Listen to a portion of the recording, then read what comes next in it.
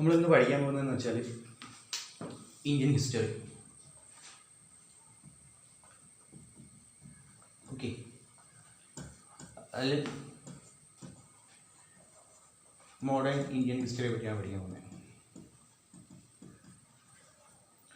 നമ്മൾ അന്നേ പഠിച്ചായിരുന്നു, ഹിസ്റ്ററിയുടെ ഒരു സിലബസും കാര്യങ്ങളൊക്കെ നമ്മൾ പഠിച്ചായിരുന്നു. അപ്പോൾ നമുക്കിനി പഠിക്കാമെന്ന് വെച്ചാൽ മോഡേൺ ഇന്ത്യൻ ഹിസ്റ്ററിയെ പറ്റിയാണ് പഠിക്കാനുള്ളത്. അപ്പോൾ നമ്മൾ സ്റ്റാർട്ട് ചെയ്യുന്നതിന് മുമ്പ് എന്താണ് മോഡേൺ ഇന്ത്യൻ ഹിസ്റ്ററി, നമുക്ക് ഒരു പ്രത്യേക ഒരു കാലഘട്ടമായിട്ട് നമുക്ക് പറയാൻ പറ്റത്തില്ല. ചില ആൾക്കാർ ഡിക്ലൈൻ ഓഫ് മുഗൾ എംപയറോട്ട് സ്റ്റാർട്ട് ചെയ്യുന്നുണ്ട്, ചില ആളുകൾ നമ്മുടെ അഡ്വെൻറ്റ് ഓഫ് യൂറോപ്യൻസ്. അപ്പോൾ നമ്മൾ സ്റ്റാർട്ട് ചെയ്യുന്നതെന്ന് വെച്ചാൽ അഡ്വെൻറ്റ് ഓഫ് യൂറോപ്യൻസ്, അതുമുതലാണ് നമ്മുടെ മോഡേൺ ഇന്ത്യൻ ഹിസ്റ്ററിയുടെ ക്ലാസ് നമ്മൾ സ്റ്റാർട്ട് ചെയ്യുന്നത്.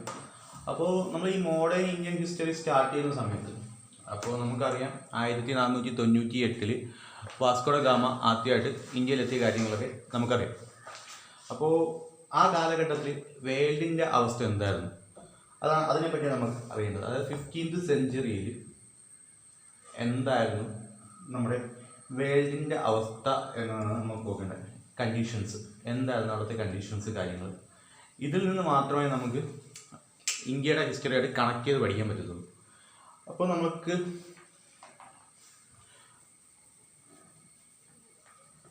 സ്റ്റാർട്ട് ചെയ്യാം. അപ്പോൾ 1453 ഈ കാലഘട്ടത്തിൽ ഈ വർഷത്തിലൊരു പ്രധാന സംഭവം നടന്നു. കോൺസ്റ്റാന്റിനോപ്പിൾ എന്ന് പറയുന്ന സ്ഥലമുണ്ട്, കോൺസ്റ്റാന്റിനോപ്പിൾ. ഓക്കെ, ഇപ്പോഴത്തെ തുർക്കിയിലാണ്.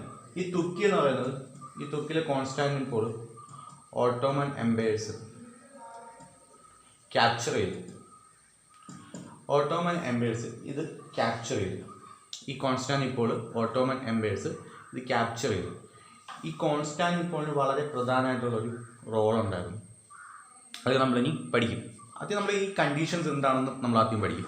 അപ്പോൾ 1453 ഇന്ത്യയിലെ വേൾഡിലെ കണ്ടീഷൻസ് എന്തായിരുന്നു, വേൾഡ് കണ്ടീഷൻ എന്താണെന്ന് പഠിക്കുന്നത്. ഈ കോൺസ്റ്റാന്റിനോപ്പിളിൻ്റെ ഇമ്പോർട്ടൻസ് എന്താണ്, കാര്യങ്ങളെല്ലാം നമ്മൾ പഠിക്കും.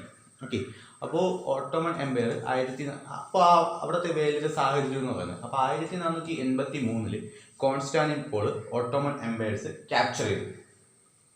അപ്പോൾ അവിടെ എന്ന് പറയുന്നത് ക്രിസ്ത്യൻസ് ആയിരുന്നു. ഈ ഓട്ടോമൻസ് എന്ന് പറയുന്നത് അറബ് മുസ്ലിംസ്. ഓക്കെ, അപ്പോൾ അവിടെ എന്ന് പറയുന്നത് ക്രിസ്ത്യൻസ് ആയിരുന്നു. അപ്പോൾ ഈ ക്രിസ്ത്യൻസ് എന്ന് പറയുന്ന അപ്പോൾ ഈ കോൺസ്റ്റാന്റിനോപ്പിളിലെ ക്രിസ്ത്യൻസ് മൈഗ്രേറ്റ് ചെയ്യും. എങ്ങോട്ടെന്ന് വെച്ചാൽ യൂറോപ്പിലോട്ടും ഇറ്റലിയിലോട്ടും അവർ മൈഗ്രേറ്റ് ചെയ്യും. അപ്പോൾ ഇതിന് മുമ്പുള്ള കാലഘട്ടം, ഈ 1453 മുമ്പുള്ള കാലഘട്ടം അറിയപ്പെടുന്നതെന്ന് വെച്ചാൽ ഡാർക്ക് ഏജ് എന്നായിരുന്നു. ഓക്കെ, ഇതിന് മുമ്പുള്ള കാലഘട്ടം അറിയപ്പെടുന്നത് ഡാർക്ക് ഏജ് എന്നാണ് അറിയപ്പെടുന്നത്. അപ്പോൾ ഈ തുർക്കികൾ കോൺസ്റ്റാന്റിനോപ്പിൾ ക്യാപ്ചർ ചെയ്തപ്പോൾ ക്രിസ്ത്യൻസ് എങ്ങോട്ട് മൈഗ്രേറ്റ് ചെയ്യും, യൂറോപ്പിലോട്ടും ഇറ്റലിയിലോട്ടും മൈഗ്രേറ്റ് ചെയ്യും. മാത്രമല്ല, നമ്മൾ ആ കാലഘട്ടത്തിൽ നോക്കുകയാണെങ്കിൽ നമ്മൾ ഹാഗിയ സോഫിയ എന്ന് പറയുന്നൊരു ഇപ്പോഴത്തെ ഒരു മുസ്ലിം മോസ്ക് ഉണ്ട്. അത് ഒറിജിനേറ്റഡ് ചെയ്തതെന്ന് വെച്ചാൽ ഒരു 6th സെഞ്ച്വറി, അതെന്ന് പറയുന്നത് 6th സെഞ്ച്വറി സിയിലൊക്കെയാണ് ഇത് സ്റ്റാർട്ട് ചെയ്തത്. 6th സെഞ്ച്വറി സിയിലൊക്കെയാണ് ഇത് ഒറിജിനേറ്റ് ചെയ്തത്. അത് പിന്നെ ഈ ഖലീഫാറ്റിൻ്റെ സമയത്ത്, അതായത് ഓട്ടോമൻ എംപയേഴ്സിൻ്റെ സമയത്ത് കൺവെർട്ട് ചെയ്ത് മോസ്കായിട്ട് മാറിയിട്ടുണ്ട്. ഓക്കെ, ആ കാലഘട്ടത്തിലെ കണ്ടീഷൻ പറയുന്നത്. അപ്പോൾ ഈ ക്രിസ്ത്യൻസ് എന്ത് ചെയ്തു, അവർ മൈഗ്രേറ്റ് ചെയ്ത് യൂറോപ്പിലോട്ട് എത്തി. അപ്പോൾ അവിടെ എന്ന് പറയുന്നത് എന്തായിരുന്നു, ഡാർക്ക് ഏജ് ആയിരുന്നു. ഡാർക്ക് ഏജ് സമയത്ത് ആരായിരുന്നു, ചർച്ചായിരുന്നു മൊത്തം കൺട്രോളും കാര്യങ്ങളൊക്കെ. അപ്പോൾ ഇവരെന്ന് പറയുന്നത് ചർച്ചിൻ്റെ അതോറിറ്റിയെ ക്വസ്റ്റ്യൻ ചെയ്യാൻ സ്റ്റാർട്ട് ചെയ്തു. ഓക്കെ, ഈ മൈഗ്രേറ്റ് ചെയ്ത് വന്ന ആൾക്കാർ ചർച്ചിൻ്റെ അതോറിറ്റിയെ തമ്മിൽ ക്വസ്റ്റ്യൻ ചെയ്യാൻ ആരംഭിച്ചു. ഒരുപാട് ഫിലോസഫേഴ്സും കാര്യങ്ങളൊക്കെ നമ്മൾ പഠിച്ചിട്ടുണ്ട്. അതാണ് എന്താണ് റിനേസൻസ് എന്ന് പറയുന്നത്. ആ കാലഘട്ടത്തിനാണ് നമ്മൾ റിനേസൻസ് എന്ന് പറയുന്നത്. ഓക്കെ, അപ്പോൾ ചർച്ചിൻ്റെ അതോറിറ്റിയെ സ്റ്റാർട്ട് ചെയ്യാൻ ആരംഭിച്ചു. അങ്ങനെ ആരംഭിക്കാൻ തുടങ്ങി, റിനേസൻസ് സ്റ്റാർട്ട് ചെയ്യാൻ തുടങ്ങി. പിന്നെ മാത്രമല്ല, ഈ 15th സെഞ്ച്വറിയിൽ നോക്കുകയാണെങ്കിൽ, ഞാൻ കോൺസ്റ്റാന്റിനോപ്പിളിൻ്റെ ഇമ്പോർട്ടൻസ് ഇപ്പോൾ പറയാം. നമ്മുടെ ഈജിപ്തിലാണ് മാംലൂക്ക് ഡൈനാസ്റ്റി എന്ന് പറയാം. ഈജിപ്തിലെ മാംലൂക്ക് ഡൈനാസ്റ്റി ആയിരുന്നു എന്താ പറയുക, മാംലൂക്ക് ഡൈനാസ്റ്റിയിലെ സുൽത്താൻ എന്ന് പറഞ്ഞ പുള്ളിയാണ്. മാംലൂക്ക് ഡൈനാസ്റ്റിയിലെ സുൽത്താനായിരുന്നു എന്ത് ചെയ്യുന്നത്, സ്പേസ് ട്രേഡ് കൺട്രോൾ ചെയ്തിരുന്നത്. അതേ കണക്ക് തന്നെ വെനീഷ്യൻ മർച്ചൻസ് ഉണ്ടല്ലോ, ഈ വെനീഷ്യൻ മർച്ചൻസും അവരും ഈ സ്പേസ് ട്രേഡും കാര്യങ്ങളും കൺട്രോൾ ചെയ്തിരുന്നു. ഓക്കെ, ഇത്രയും കാര്യങ്ങൾ കൺട്രോൾ ചെയ്തിരുന്നു ഈ രണ്ടാൾക്കാർ, ഈജിപ്തും അങ്ങനെ വെനീഷ്യന്മാരും ഇതിനെ ട്രേഡ് കാര്യങ്ങളൊക്കെ സ്പൈസ് ട്രേഡും കാര്യങ്ങളൊക്കെ കൺട്രോൾ ചെയ്തിരുന്നു. അപ്പോൾ 15th സെഞ്ച്വറിയിൽ വേൾഡിൻ്റെ അവസ്ഥ എന്തെന്ന് വെച്ചാൽ 1453 എന്ത് സംഭവിക്കുന്നു, 1453 തുർക്ക് ഓട്ടോമൻസ് കോൺസ്റ്റാന്റിനോപ്പിൾ ക്യാപ്ചർ ചെയ്യുന്നു. അത് കഴിയുമ്പോൾ എന്ത് സംഭവിക്കും, അവിടെ നിന്നുള്ള ക്രിസ്ത്യൻസ്, അത് കോൺസ്റ്റാന്റിനോപ്പിളിലെ ക്രിസ്ത്യൻസ് ഇങ്ങോട്ട് മൈഗ്രേറ്റ് ചെയ്യും, യൂറോപ്പിലോട്ടും ഇറ്റലിയിലോട്ടും മൈഗ്രേറ്റ് ചെയ്യാൻ സ്റ്റാർട്ട് ചെയ്യും. അപ്പോൾ അവിടെ എന്ത് സംഭവിക്കും, മാത്രമല്ല അവിടെ കോൺസ്റ്റാന്റിനോപ്പിളിൽ ആ തുർക്കിയിൽ എന്താ സംഭവിച്ചത്, അവിടെ ഹാഗിയ സോഫിയ കണക്കുള്ള ക്രിസ്ത്യൻ ചർച്ചായിരുന്നു, ഒറിജിനലി ക്രിസ്ത്യൻ ചർച്ചായിരുന്നു, അതൊക്കെ മൈഗ്രേറ്റ് ചെയ്തിട്ട് മോസ്കായിട്ട് മാറ്റും. അത് കണക്കിന് ക്രിസ്ത്യൻസ് എന്ന് പറയുന്നത് യൂറോപ്പിലോട്ട് മൈഗ്രേറ്റ് ചെയ്ത് ബാക്ക് യൂറോപ്പിലോട്ട് വന്നു. അവരെന്ത് ചെയ്യാൻ ചോദിച്ചു തുടങ്ങും, ചർച്ചിൻ്റെ അതോറിറ്റിയെ ക്വസ്റ്റ്യൻ ചെയ്യാൻ സ്റ്റാർട്ട് ചെയ്യും. ഇവർ ചർച്ചിൻ്റെ അതോറിറ്റിയെ ക്വസ്റ്റ്യൻ ചെയ്യാൻ സ്റ്റാർട്ട് ചെയ്യും. അത് കണക്കിന് ട്രേഡിൻ്റെ കേസ് എടുക്കുന്നെങ്കിൽ, അവിടുത്തെ സ്പൈസ് ട്രേഡിൻ്റെ കേസ് എടുക്കുന്നെങ്കിൽ ആരായിരുന്നു, ഈജിപ്തിലെ മാംലൂക്ക് സുൽത്താൻസ് ഡൈനാസ്റ്റിയിലെ സുൽത്താൻസ് ആയിരുന്നു ഈ സ്പൈസ് ട്രേഡ് കൺട്രോൾ ചെയ്തിരുന്നത്. അതേ കണക്കിന് വെനീഷ്യൻ മർച്ചൻസ് ഉണ്ടല്ലോ, അവർക്കും ഇമ്പോർട്ടൻ്റ് ആയിട്ടുള്ള ഒരു റോൾ ഉണ്ടായിരുന്നു ഈ ട്രേഡിൻ്റെയും കൊമേഴ്സിൻ്റെയും കാര്യത്തിലേക്ക്. അവർക്കൊക്കെ എന്ന് പറയുന്നത് ഒരു ഇമ്പോർട്ടൻ്റ് റോൾ ഉണ്ടായിരുന്നു. ഈ മെഡിറ്ററേനിയൻ ചുറ്റുമുള്ള ട്രേഡിൻ്റെയും ഇതിൻ്റെയും കാര്യങ്ങൾക്കൊക്കെ അവർ ഇമ്പോർട്ടൻ്റ് ആയിട്ടുള്ള ഒരു റോള് ഇവർക്ക് ഉണ്ടായിരുന്നു. അങ്ങനെ ഈ പീരീഡിൽ ഒരുപാട് മാറ്റങ്ങളും കാര്യങ്ങളൊക്കെ സംഭവിച്ചു. ഇനിയാണ് എൻട്രി ഓഫ് യൂറോപ്യൻസിനെ പറ്റി നമുക്ക് പഠിക്കാനുള്ള കാര്യങ്ങളിലോട്ട് കടക്കാം. എന്തുകൊണ്ടാണ് യൂറോപ്യൻസ് ഇന്ത്യയുടെ റൂട്ട്, സീ റൂട്ട് കണ്ടുപിടിക്കാനുള്ള കാരണം എന്തുകൊണ്ടാണ്, അതിന് കാരണമായിട്ടുള്ള കാറ്റലിസ്റ്റ്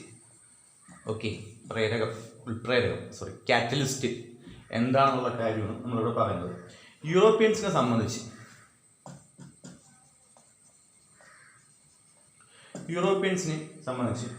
നമ്മൾ ഏൻഷ്യൻ്റ് ടൈം എടുത്താലും മിഡീവൽ ടൈം എടുത്താലും അവർക്ക് ഏഷ്യയായിട്ടുള്ള ട്രേഡ് ഉണ്ടായിരുന്നു. എസ്പെഷ്യലി ഇന്ത്യയായിട്ട് ട്രേഡ് ഉണ്ടായിരുന്നു. ട്രേഡ് റിലേഷൻഷിപ്പും കാര്യങ്ങളൊക്കെ ഉണ്ടായിരുന്നു. അത് സീ റൂട്ട് വഴി ഉണ്ടായിരുന്നു, ലാൻഡ് റൂട്ട് വഴി ഉണ്ടായിരുന്നു. എക്സാമ്പിൾ എന്ന് പറയുന്നത് നമുക്ക് ഗുപ്ത ഏജ് എടുത്ത് നമുക്ക് പറയാം. അതേ കണക്ക് തന്നെ നമ്മുടെ സംഘം ഏജൊക്കെ എടുത്ത് നോക്കിയാലൊക്കെ അതിലേക്ക് ഒരുപാട് ഇൻസ്ക്രിപ്ഷനും കാര്യങ്ങളൊക്കെ ഇവിടെ ട്രേഡിൻ്റെയും കാര്യങ്ങളൊക്കെ പറഞ്ഞിട്ടുണ്ട്. സംഘം ഏജ് എടുത്താലും ഗുപ്ത ഏജ് എടുത്താലും ഒക്കെ നമുക്ക് മനസ്സിലാക്കാൻ പറ്റും.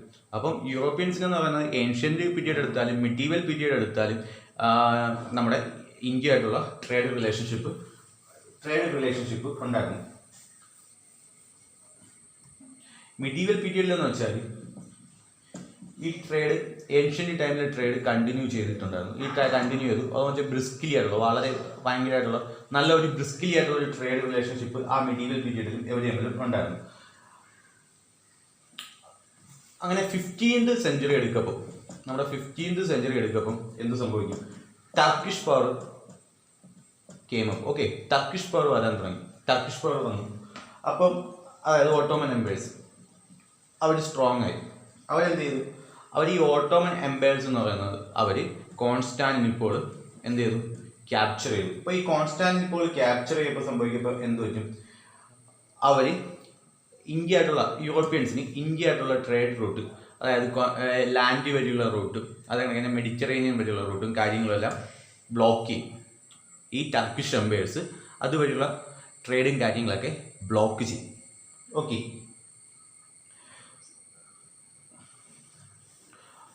ആ സമയത്ത് തന്നെ യൂറോപ്പിൽ എന്ത് സംഭവിക്കും, റിനൈസൻസ് ആണ് നടന്നുകൊണ്ടിരിക്കുന്നത്. അപ്പോൾ കുറച്ച് കാര്യങ്ങൾ, മാറ്റങ്ങൾ യൂറോപ്പിൽ സംഭവിക്കും. അപ്പോൾ ഇത്രയും കാര്യങ്ങൾ അറിഞ്ഞിരിക്കുക. അപ്പം ആ കാലഘട്ടത്തിൽ എന്ത് പറ്റും, യൂറോപ്പിൽ ചേഞ്ചസ് സംഭവിക്കും. അപ്പോൾ നമുക്ക് ആ കാലഘട്ടത്തിൽ യൂറോപ്പിൽ എന്താണ് മാറ്റങ്ങൾ, വന്ന മാറ്റങ്ങൾ, കണ്ടംപററി യൂറോപ്പ് എന്താണെന്ന് നോക്കാം. യൂറോപ്പിൽ എന്തൊക്കെ മാറ്റങ്ങൾ വന്നു എന്ന് നമുക്ക് നോക്കാം. ആ കാലഘട്ടത്തിൽ യൂറോപ്പിൽ വന്ന മാറ്റങ്ങളാണ് പറയുന്നത്.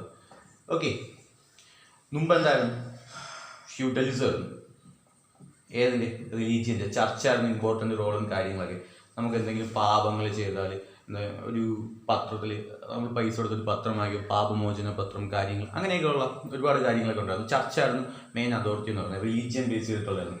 അപ്പോൾ എന്ത് സംഭവിച്ചു? ഫ്യൂഡലിസത്തിൽ എന്തായിട്ടും റിനൈൻസൻസ് നടക്കുന്നു. ആ കാലഘട്ടത്തിൽ റിനൈൻസൻസ് സംഭവിക്കും. അപ്പോൾ എന്ത് പറ്റും? അത് റീഫോർമേഷൻസിനോട്ട് മാറും. നമ്മുടെ റിലീജിയൻസിൻ്റെ കേസിൽ റീഫോർമേഷൻ ഉണ്ടാകും. റിനൈൻസൻസ് സംഭവിച്ചു. ആ റിലീജിയൻസിൻ്റെ കേസിൽ എന്ത് പറ്റും? റീഫോർമേഷൻ, മാറ്റങ്ങൾ സംഭവിക്കും. അതാണ് നമ്മൾ എന്താണ് കാത്തോലിക്കും ആ സമയത്ത് എന്തു കാത്തോലിക്കും പ്രൊട്ടസ്റ്റൻറ്റും കാര്യങ്ങളൊക്കെ ഉണ്ടായി. അവരുടെ റീഫോർമേഷൻ സംഭവിച്ചു. അവരെന്ത് ചെയ്യാൻ തുടങ്ങി? അവരെന്ന് പറയുന്നത് സയൻറ്റിഫിക് ആയിട്ടുള്ള ഡിസ്കവറീസ് സ്റ്റാർട്ട് ചെയ്തു. നമ്മൾ റിനൈൻസൻസിൻ്റെ കാലഘട്ടം എടുത്ത് നോക്കുമ്പോൾ നമുക്ക് മനസ്സിലാക്കാൻ പറ്റും, ഒരുപാട് സയൻറ്റിഫിക് ആയിട്ടുള്ള ഡിസ്കവറീസ് അവർ സ്റ്റാർട്ട് ചെയ്തു. സയൻറ്റിഫിക് ടെമ്പർ ഉണ്ടായി. ആ കാലഘട്ടത്തിലെ ജനങ്ങൾക്ക് സയൻറ്റിഫിക് ആയിട്ടുള്ള ടെമ്പർ ഉണ്ടായി. അത് എന്തിന് കാരണമായി? അത് പുതിയ റൂട്ട്സ്, ന്യൂ റൂട്ട്സ് കണ്ടെത്തുന്നതിനുള്ള കാരണമായി. അവർ പുതിയ Roots, discovery of new Roots കണ്ടെത്തുന്നതിന് കാരണമായി. അത് എന്തിലോട്ട് നീക്കി? മർക്കൻറ്റലിസത്തോട്ട് മാറ്റി. ഈ മർക്കൻറ്റലിസം എന്ന് വെച്ചാൽ നമുക്ക് എന്താണ്, ഒരുപാട് പ്രോഫിറ്റ് ഉണ്ടാക്കുക എന്നതാണ് അതിൻ്റെ ലക്ഷ്യം. മർക്കൻറ്റലിസത്തോട്ട് അവർ മാറ്റി. അപ്പോൾ ഇത്രയേ ഉള്ളൂ. ആദ്യം കണ്ടംപററി യൂറോപ്പിൽ സംഭവിച്ചത് എന്തെന്ന് വെച്ചാൽ, മുമ്പ് ഡാർക്ക് ഏജിൽ എന്തായിരുന്നു? ഫ്യൂഡലിസം എന്തിൻ്റെ? റിലീജിയൻ്റെ ആയിരുന്നു. എന്നാൽ കാലക്രമേണ എന്ത് സംഭവിച്ചു? ഈ ഓട്ടോമൻസ് കോൺസ്റ്റാന്റിനോപ്പിൾ പിടിച്ചടക്കിയപ്പോൾ തുർക്കിയിലുള്ള ക്രിസ്ത്യൻസ് എങ്ങോട്ട് മൈഗ്രേറ്റ് ചെയ്തു? അവർ ഇറ്റലിയിലോട്ടും യൂറോപ്പിലോട്ടും മൈഗ്രേറ്റ് ചെയ്തു. ഇതെന്തിന് കാരണമായി? റിനൈൻസൻസിന് കാരണമായി. കാരണം അവർ ചർച്ചിൻ്റെ അതോറിറ്റിയെ ക്വസ്റ്റ്യൻ ചെയ്യാൻ തുടങ്ങി. അത് എന്തിന് കാരണമായി? റിനൈൻസൻസിന് കാരണമായി. അപ്പോൾ എന്ത് സംഭവിച്ചു? റിലീജിയൻസിൻ്റെ കേസെടുത്താൽ അവിടെ റിഫോർമേഷൻ സംഭവിച്ചു. Catholic, Protestant. അപ്പോൾ എന്ത് പറ്റി? സയൻറ്റിഫിക് ആയിട്ടുള്ള ഡിസ്കവറിയും കാര്യങ്ങളൊക്കെ വരാൻ തുടങ്ങി. അപ്പോൾ പുതുതായിട്ടുള്ള ന്യൂ റൂട്ട്സ് അവർ കണ്ടുപിടിച്ചു. അതെന്തായി? മർക്കൻറ്റലിസത്തിലോട്ട് കാരണമായി. അതായത് ജോഗ്രഫിക്കൽ ഇൻവേഷൻ എന്ന് വേണമെങ്കിൽ നമുക്ക് പറയാം. ഓക്കെ, മർക്കൻറ്റലിസത്തോട് ഇത് കാരണമായി. ഇനി അടുത്ത് നമ്മൾ രാജാവിൻ്റെ കേസ് എന്താ? സ്ട്രോങ് മൊണാർക്കായി. മുമ്പെന്ന് വെച്ചാൽ എന്തായിരുന്നു? രാജാവ് ചർച്ചിനെ ഡിപ്പെൻഡ് ചെയ്താണ് ഇരുന്നത്. പിന്നെ ഇപ്പോൾ എന്ത് സംഭവിച്ചു? മൊണാർക്കി എന്തായി? സ്ട്രോങ് ആയി. അപ്പോൾ നാഷണൽ സ്റ്റേറ്റ് എന്നൊരു കോൺസെപ്റ്റ് ഉണ്ടായി. ഓക്കെ, അപ്പോൾ എന്ത് സംഭവിച്ചു? നാഷണൽ സ്റ്റേറ്റ് എന്നൊരു കോൺസെപ്റ്റ് ഉണ്ടായി. അത് എന്തിലോട്ട് മാറി? ഇമ്പീരിയലിസത്തിലോട്ട് മാറി. ഇതൊക്കെ നമ്മൾ ഡീപ്പായിട്ട് പഠിക്കും. അത് എന്തിലോട്ട് നീക്കി? ഇമ്പീരിയലിസത്തിലോട്ട് മാറ്റി. അതായത് ഗോഡ്, ഗോൾഡ്, ഗ്ലോറി, ഈ ഒരു കോൺസെപ്റ്റ് വന്നു. ഓക്കെ, ഗോഡ്, ഗോൾഡ്, ഗ്ലോറി എന്നൊരു കോൺസെപ്റ്റ് വന്നു. ഇത് എന്തിലോട്ട് ലീഡ് ചെയ്തു? അത് കൊളോണൈസേഷൻ. ഓക്കെ, കൊളോണൈസേഷനിലോട്ട് പ്രോസസ്സിലോട്ട് ലീഡ് ചെയ്തു. ഇതാണ് ആ കണ്ടംപററി യൂറോപ്പിൽ സംഭവിച്ചത്. ഇത് കൊളോണൈസേഷൻ പ്രോസസ്സിലോട്ട് ലീഡ് ചെയ്തു. ഇതാണ് നമ്മുടെ കണ്ടംപററി യൂറോപ്പിലോട്ട് സ്റ്റാർട്ട് ചെയ്തത്. അപ്പോൾ കണ്ടംപററി യൂറോപ്പിൽ എന്താണ് സംഭവിച്ചത്? റിനൈൻസൻസ് വന്നു, റിഫോർമേഷൻ റിലീജിയനിൽ വന്നു, കത്തോലിക്ക് വന്നു, പ്രൊട്ടസ്റ്റന്റ് വന്നു, സയൻറ്റിഫിക് ഡിസ്കവറീസ് വന്നു. അത് കാരണം അവർ ന്യൂ റൂട്ട്സ് കണ്ടുപിടിച്ചു. ഇതെന്തോ ഈ മർക്കൻറ്റലിസത്തിലോട്ട് നീക്കും. അതേ കണക്ക് നമ്മൾ അപ്പുറത്തെ സൈഡ് നമ്മൾ മൊണാർക്കിൻ്റെ കേസ് എടുക്കുന്നത്, സ്ട്രോങ് മൊണാർക്ക്. അതെന്ത് കോൺസെപ്റ്റ് വന്നു? നാഷണൽ സ്റ്റേറ്റ് എന്നൊരു കോൺസെപ്റ്റ് വന്നു. അത് എന്തിലോട്ട് ലീഡ് ചെയ്തു? ഇമ്പീരിയലിസത്തിലോട്ട് ലീഡ് ചെയ്തു. ഈ ഇമ്പീരിയലിസം എന്ന് പറയുന്നത് എന്താണ്? God, gold, glory. അതായത് ഗോഡ് എന്താണ്? ഗോഡ് എന്ന് പറയുന്ന കോൺസെപ്റ്റ് വന്നു. അതായത് ക്രിസ്ത്യാനിറ്റി സ്പ്രെഡ് ചെയ്യുക. മനസ്സിലായോ? ക്രിസ്ത്യാനിറ്റി സ്പ്രെഡ് ചെയ്യുക എന്നുള്ളത്. ഗോൾഡ്, ഏറ്റവും കൂടുതൽ ഗോൾഡ് കിട്ടുക, ആ ഒരു കോൺസെപ്റ്റ്. ഓക്കെ, അതുകൊണ്ട് ഗ്ലോറി, അതായത് രാജാവ്, നമ്മുടെ രാജ്യത്തിൻ്റെ മഹത്വം, ഓക്കെ, എല്ലായിടത്തും എത്തിക്കുക, ആ ഒരു കോൺസെപ്റ്റ്. അത് എന്തിലോട്ട് മാറി? കോളോണൈസേഷൻ പ്രോസസ്സിലോട്ട്. ഇതാണ് നമ്മുടെ കോളോണൈസേഷൻ പ്രോസസ്സിലോട്ട് ലീഡ് ചെയ്തത്.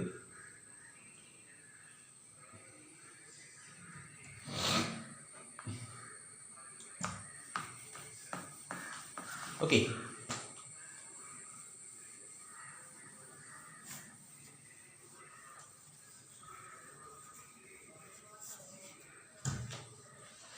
ഇനി 1453 തുർക്കികൾ കോൺസ്റ്റാന്റിനോപ്പിൾ കീഴടക്കി. അപ്പോൾ അവർക്ക് എന്താ പറയുക, ലാൻഡ് റൂട്ട് ബ്ലോക്കായി. ലാൻഡ് റൂട്ട്, ഇന്ത്യ ആയിട്ടുള്ള ട്രേഡിനുള്ള ലാൻഡ് റൂട്ട് അവർക്ക് ബ്ലോക്കായിപ്പോയി. അപ്പോൾ ഈ സ്പിരിറ്റ് ഓഫ് ദ റിനൈൻസൻസ് വന്നു. റിനൈൻസൻസ് സംഭവിച്ച സമയത്ത് എന്ത് സംഭവിച്ചു? ഒരുപാട് എന്താ പറയുക, കൃഷിയൊക്കെ ഡെവലപ്പായി, അഗ്രികൾച്ചർ ഡെവലപ്പായി, അതേപോലെ ഭക്ഷണത്തിൻ്റെ കേസായാലും എല്ലാം ഡെവലപ്പായി. അവർക്ക് ആവശ്യമുള്ള കോമൺ തിങ്സ്, ഇന്ത്യയിൽ നിന്നുള്ള സ്പൈസിനൊക്കെ അവിടെ ഭയങ്കര ഡിമാൻഡായിട്ട് വന്നു. അതായത് ഒരുപാട് ഭക്ഷണം അത് സൂക്ഷിച്ചു വയ്ക്കണം. അങ്ങനെയൊക്കെ വന്നപ്പോൾ അവർക്ക് അന്ന് കാലഘട്ടത്തിൽ റെഫ്രിജറേറ്റർ അങ്ങനെയൊന്നുമില്ല. അപ്പോൾ അത് സാധനങ്ങളൊക്കെ സൂക്ഷിച്ചു വയ്ക്കാൻ അതിനൊക്കെ വന്നപ്പോൾ ഇന്ത്യയിൽ നിന്നുള്ള സ്പൈസിനൊക്കെ ഡിമാൻഡ് കൂടി. പക്ഷേ ലാൻഡ് റൂട്ട് അവർ ബ്ലോക്ക് ചെയ്ത് വെച്ചേക്കുന്നു. പിന്നെ ആ സമയത്ത് നമ്മൾ എടുക്കുകയാണെങ്കിൽ ഈ പ്രിൻസ് ഹെൻറി എന്ന് പറയുന്ന പുള്ളി ഉണ്ടായിരുന്നു. അദ്ദേഹത്തിന് നല്ലൊരു റോൾ ഉണ്ടായിരുന്നു ഈ ലാൻഡ് റൂട്ട് കണ്ടെത്തുന്നതിന്, സീ റൂട്ട് കണ്ടെത്തുന്നതിന് വേണ്ടിയിട്ട് നല്ലൊരു റോൾ ഉണ്ടായിരുന്നു. ഇദ്ദേഹം navigator, Prince Henry the navigator എന്നാണ് അറിയപ്പെടുന്നത്. പിന്നെ മാത്രമല്ല പോപ്പ് നിക്കോളസ് 5 എന്ന് പറയുന്ന പുള്ളിയുണ്ട്. പോപ്പ് നിക്കോളസ് 5 1454 ഹെൻറി ഉണ്ടല്ലോ, നമ്മളിപ്പോൾ പറഞ്ഞ ഹെൻറിക്ക് എന്ന് പറയുന്നത് ഒരു റൈറ്റ് കൊടുത്തു, ഒരു ബുൾ റൈറ്റ് കൊടുത്തു. എന്ന് വെച്ചാൽ navigate sea to the distant shore of orient. ഈ ബുൾ റൈറ്റ് നമ്മുടെ നിക്കോളസ് 5 എന്ന് പറയുന്ന പോപ്പ് പ്രിൻസ് ഹെൻറിക്ക് കൊടുത്തു. മാത്രമല്ല നമ്മളൊരു കാര്യം എടുത്ത് നോക്കുകയാണെങ്കിൽ അന്ന് ആ കാലഘട്ടത്തിൽ യൂറോപ്പിലെ പ്രധാനപ്പെട്ട 2 ശക്തികൾ എന്ന് പറയുന്നത് സ്പെയിനും പോർച്ചുഗലുമാണ്. അപ്പോൾ ഈ സ്പെയിനും പോർച്ചുഗലും തമ്മിൽ ഒരു ട്രീറ്റി ഉണ്ടായി. ഈ ട്രീറ്റിയെ പറയുന്ന പേരാണ് ട്രോഡിസിലാസ് എന്ന് പറയും. 1494 സ്പെയിനും പോർച്ചുഗലും തമ്മിൽ ഒരു ട്രീറ്റി ഉണ്ടാകും. ഈ ട്രീറ്റിയെ പറയുന്നതെന്ന് വെച്ചാൽ ട്രോഡിസെല്ലാസ് എന്നാണ് പറയുന്നത്. ഇതനുസരിച്ച് സ്പെയിനിലെയും പോർച്ചുഗലിലെയും റൂളേഴ്സ് ഉണ്ടല്ലോ, അവരെന്ന് പറയുന്നത് നോൺ ക്രിസ്ത്യൻ വേൾഡിനെ ഒരു ഇമാജിനറി ലൈൻ വെച്ച് അറ്റ്ലാന്റിക്കിൽ ഒരു ഇമാജിനറി ലൈൻ വെച്ച് ഡിവൈഡ് ചെയ്യും. ഓക്കെ, അറ്റ്ലാന്റിക്കിൽ ഒരു ഇമാജിനറി ലൈൻ വെച്ച് സ്പെയിനിലെയും പോർച്ചുഗലിലെയും റൂളേഴ്സ് ഇതിനെ ഡിവൈഡ് ചെയ്യും. നോൺ ക്രിസ്ത്യൻ വേൾഡിനെ ഒരു ഇമാജിനറി ലൈൻ വെച്ച് ഡിവൈഡ് ചെയ്യും. എന്നിട്ട് വെസ്റ്റ് എന്ന് പറയുന്നത് ആർക്ക് അധികാരപ്പെട്ടതാണ്? വെസ്റ്റ് എന്ന് പറയുന്നത് പോർച്ചുഗീസിന് പോർച്ചുഗീസിന് അവകാശപ്പെട്ടതും, അതെങ്ങനെയൊക്കെയെന്ന് പറയുന്നത് ഈസ്റ്റ് എന്ന് പറയുന്നത് സ്പെയിൻ അവകാശപ്പെട്ടതാണെന്നുള്ള രീതിയിൽ അവർ നോൺ ക്രിസ്ത്യൻ വേൾഡിനെ ഡിവൈഡ് ചെയ്യും. മാത്രമല്ല വേറൊരു സംഭവം സംഭവിച്ചു. 1487 ഈ ബർത്തലോമ ഡയസ് എന്ന് പറയുന്ന പുള്ളി കേപ്പ് ഓഫ് ഗുഡ് ഹോപ്പ് കണ്ടുപിടിച്ചു. നമ്മൾ അതിനെ പറയുന്നത് ശുഭപ്രതീക്ഷ മുനമ്പ് എന്ന് പറയും. കേപ്പ് ഓഫ് ഗുഡ് ഹോപ്പ് 1487 കണ്ടെത്തും. അപ്പോൾ ഈ 1487 കേപ്പ് ഓഫ് ഗുഡ് ഹോപ്പ് കണ്ടുപിടിക്കുമ്പോൾ അവർക്കെന്ന് വെച്ചാൽ ഈ ആഫ്രിക്കയുടെ ഈ ഭാഗം വരെ, നമ്മളത് ആഫ്രിക്ക എടുത്താൽ ആഫ്രിക്കയുടെ ഈ ഭാഗം വരെ അവർക്ക് എത്താൻ പറ്റി. Bartholomew Dias Cape of Good Hope കണ്ടുപിടിച്ചു. ഇനി അവിടെ നിന്ന് ഇങ്ങനെ നോക്കുകയാണെങ്കിൽ ഇതാ ഇന്ത്യ. ഓക്കെ, ഇതുവരെ അവരെത്തിയിട്ടുണ്ട്. ഇനി ഇന്ത്യയുടെ ഈ ഭാഗത്ത് എത്തിയാൽ മതി. അപ്പോൾ ഈ കേപ്പ് ഓഫ് ഗുഡ് ഹോപ്പ് 1487 ആദ്യം കണ്ടെത്തും. ബർത്തലോമ ഡയസ് എന്ന് പറയുന്ന പുള്ളി 1487 കേപ്പ് ഓഫ് ഗുഡ് ഹോപ്പ് കണ്ടെത്തി. ഓക്കെ, അത് കഴിഞ്ഞിട്ട് 1497 വാസ്കോ ഡ ഗാമയുടെ നേതൃത്വത്തിൽ അവരെന്ത് ചെയ്യാൻ ഇന്ത്യയിലോട്ടുള്ള നാവിഗേഷൻ ആരംഭിച്ചു. ഇന്ത്യയെ കണ്ടെത്താനുള്ള, ഇന്ത്യയിലോട്ടുള്ള സീ റൂട്ട് കണ്ടുപിടിക്കാനുള്ള മാർഗം കണ്ടുപിടിക്കാൻ യാത്ര ആരംഭിച്ചു. അങ്ങനെ 1498 മെയ് 21 നമ്മുടെ വാസ്കോ ഡ ഗാമ കോഴിക്കോട്ടെ കാപ്പാട് എത്തി. 1498 മെയ് 21 വാസ്കോ ഡ ഗാമ കോഴിക്കോട്ടെ കാപ്പാടിലെത്തി. ഇതാണ് നമ്മുടെ യൂറോപ്യൻസിനെ പറ്റി പറയുകയാണെങ്കിൽ. അപ്പോൾ യൂറോപ്യൻസ് എന്ന് പറയുന്നത് ഇത് അത്രേ ഉള്ളൂ. ഇതിൽ പ്രധാനപ്പെട്ട ആൾക്കാർ നമ്മൾ മനസ്സിലാക്കേണ്ടതെന്ന് വെച്ചാൽ നിക്കോളസ് 5 ആണ് ഒരു ബുൾ റൈറ്റ് ആൾക്ക് കൊടുത്തത്, നമ്മുടെ രാജാവായിട്ടുള്ള പ്രിൻസ് ഹെൻറിക്ക് കൊടുത്തത്. അത് കഴിഞ്ഞ് എന്ത് സംഭവിച്ചു? സ്പെയിനും നമ്മുടെ പോർച്ചുഗലും തമ്മിലുള്ള ട്രീറ്റി, അതെന്ന് പറയുന്നത് എന്താണ്? ട്രീറ്റി ഓഫ് ട്രോഡിസില്ലാസ് എന്ന് പറയും. 1494. അതനുസരിച്ച് എന്ത് പറ്റും? അറ്റ്ലാന്റിക് സമുദ്രത്തിൽ ഒരു ഇമാജിനറി ലൈൻ ഡിവൈഡ് ചെയ്തു. ഇമാജിനറി ലൈൻ വെച്ച് നോൺ ക്രിസ്ത്യൻ വേൾഡ്സിനെ അവർ ഡിവൈഡ് ചെയ്തു. ഓക്കെ, പിന്നെ 1487 എന്ത് സംഭവിച്ചു? 1487 ബർത്തലോമ ഡയസ് എന്ത് കണ്ടുപിടിച്ചു? കേപ്പ് ഓഫ് ഗുഡ് ഹോപ്പ് കണ്ടുപിടിച്ചു. പിന്നെ 1497 വാസ്കോ ഡ ഗാമ എക്സ്പ്ലോറേഷൻ ആരംഭിച്ചു. അപ്പോൾ ഇത്രയും കാര്യങ്ങളാണ് നമുക്ക് മനസ്സിലാക്കി. ഇതാണ് കാറ്റലിസ്റ്റ് എന്ന് പറയുന്നത്. ഇത്രയും കാര്യങ്ങളാണ് അവരിവിടെ വരാനുള്ള കാറ്റലിസ്റ്റ് എന്ന് പറയുന്ന സംഭവം. നമുക്കിനി യൂറോപ്യൻസിൻ്റെ എൻട്രിയെ പറ്റി പറയാം. നമുക്ക് പോർഷനിലോട്ട് കയറാം. Entry of Europeans.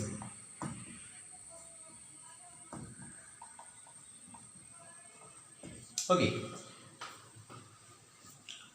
നമ്മൾ പഠിച്ചു പോർച്ചുഗീസിൽ നിന്ന് Vasco da Gama May 21 1498 Kozhikode കാപ്പാടെത്തി.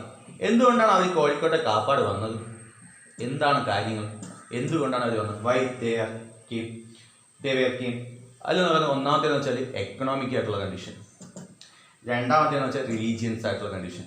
അപ്പോൾ എക്കണോമിക് ആയിട്ടുള്ള കണ്ടീഷൻ എന്ന് വെച്ചാൽ എന്താണ്? പെപ്പർ ട്രേഡിന് വേണ്ടിയാണ്, കുരുമുളക് പെപ്പർ ട്രേഡിന് വേണ്ടിയാണ് എക്കണോമിക് കണ്ടീഷൻ. അടുത്ത് റിലീജിയൻസ് ആയിട്ടുള്ള കണ്ടീഷൻ എന്ന് വെച്ചാൽ എന്താണ്? ക്രിസ്ത്യാനിറ്റി. Okay, Christianity. ഇനി മാത്രമല്ല, പോർച്ചുഗീസ് കിങ്സ് ഉണ്ടല്ലോ, കിങ്സ് എന്ന് പറയുന്നത് പ്രൊവൈഡിങ് ബീച്ചസ്. അവർ കിങ്സ് കിങ് അവിടുത്തെ പോർച്ചുഗലിലെ കിങ് എന്ത് ചെയ്തു? പ്രചോദനം നൽകി. അതായത് പ്രിൻസ് ഹെൻറി, ഞാൻ പറഞ്ഞല്ലോ ദ നാവിഗേറ്റർ, പ്രിൻസ് ഹെൻറിയുടെ ഇത്. അത് കണക്ക് തന്നെ അവർക്ക് പ്രിൻസ് ഹെൻറിക്ക് എന്താ പറയുക, അവർക്ക് സീ റൂട്ട് കണ്ടെത്തേണ്ട കാര്യം ഉണ്ടായിരുന്നു. Want to find sea route. Okay, പിന്നെ മാത്രമല്ല അദ്ദേഹം എന്ത് ചെയ്തു? പാട്രണൈസ് ചെയ്തു. അതേ കണക്ക് എൻകറേജ് ചെയ്തു, സെയിലേഴ്സിനെ പാട്രണൈസ് ചെയ്തു. അതേ കണക്ക് തന്നെ സെയിലേഴ്സിനെ എൻകറേജ് ചെയ്തു. പിന്നെ 1487 Bartholomew Dias Cape of Good Hope കണ്ടുപിടിച്ചു. ഓക്കെ, അപ്പോൾ നമ്മളിവിടെ യൂറോപ്യൻസ് എത്തിയ സമയത്ത് ഇന്ത്യയുടെ ഒരു പൊളിറ്റിക്കൽ മാപ്പ് എടുത്ത് നോക്കുകയാണെങ്കിൽ ഇവിടെ എന്ന് പറയുന്നത് വിജയനഗര കിങ്ഡംസ് ആയിരുന്നു. ഇനി ചുറ്റും മറ്റേ ഡെക്കാനിക് സുൽത്താൻമാർ, അവരും ഈ വിജയനഗരാസും തമ്മിലുള്ള ക്ലാഷും കാര്യങ്ങളൊക്കെ ഉണ്ടായിരുന്നു. പിന്നെ ഇവിടെ എന്ന് പറയുന്നത് ഡൽഹി സുൽത്താനേറ്റ് ആയിരുന്നു. ഓക്കെ, ഇതായിരുന്നു ഇന്ത്യയുടെ ഒരു പൊളിറ്റിക്കൽ മാപ്പ്. അന്ന് ഇവർ വരുന്ന സമയത്ത് ഇന്ത്യയുടെ ഒരു പൊളിറ്റിക്കൽ മാപ്പ് എന്ന് പറയുന്നത് ഇതായിരുന്നു. ഇനി പോർച്ചുഗീസ് കോളനൈസേഷനെ പറ്റിയാണ് നമുക്ക് പഠിക്കേണ്ടത്. എങ്ങനെയായിരുന്നു പോർച്ചുഗീസ് കോളനൈസേഷൻ?